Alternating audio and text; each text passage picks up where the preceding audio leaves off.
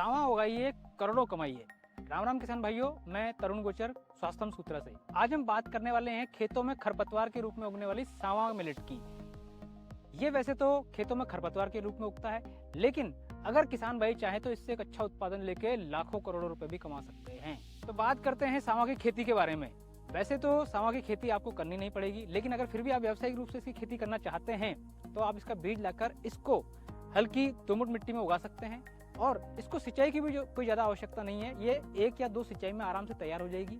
इसके साथ ही इसको ज़्यादा से ज़्यादा खाद और पोषक तत्वों की भी आवश्यकता नहीं है, ये स्वतः ही बड़ा होता रहता है। लेकिन जब आप इसके फायदों के बारे में जानेंगे तो आपको पता चलेगा कि ये कितनी इंपॉर्टेंट फसल हो सकती है।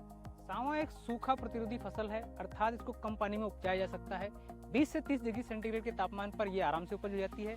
और सबसे बड़ी बात है, 40 से 60 दिन की फसल है जो आपको एक बहुत ही अच्छी उपज देने में कामयाब रहती है। इसका उपयोग आप जब देखेंगे तो आपको पता लगेगा कि हमारे यहाँ व्रत और त्योहारों पर खाए जाने वाले सबसे मुख्य उत्पाद सावा ही है, तो मार्केट बहुत बड़ा है। इसके साथ साथ में आप ग्लूटेन फ्री सेंसिटिविटी वाले जो लोग हैं वो सावा का बहुत अच्छा उपयोग कर सकते हैं। इसके साथ साथ ही डायबिटिक जो पेशेंट्स हैं उनके लिए सावा एक वरदान है। तो जब इतनी सारी क्वालिटीज एक फसल में हैं तो इसकी खेती क्यों ना की जाए।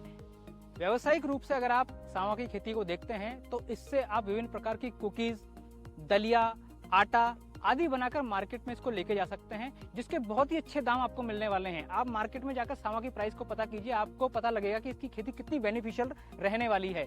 तो इस प्रकार की खेती को करके आप अपनी खेती को एक नया आयाम दें, परंपरागत खेती से शिफ्ट होकर अपनी खेती से एक अच्छी आय कमाने के लिए सावा की खेती पर आप शिफ्ट हो सकते हैं।